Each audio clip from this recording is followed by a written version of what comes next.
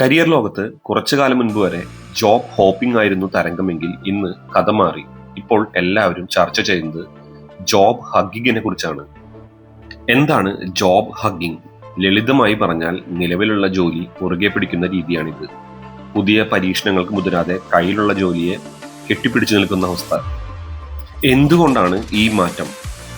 ആഗോള സാമ്പത്തിക മാന്ദ്യത്തെക്കുറിച്ചുള്ള ഭയം, വൻകിട കമ്പനികളിലെ പിരിച്ചുവിടലുകൾ, പിന്നെ അറിയാലോ നമ്മളുടെ AI വരവ്, ഇവയെല്ലാം ജീവനക്കാരെ കൂടുതൽ പേടിപ്പെടുത്തുന്നു.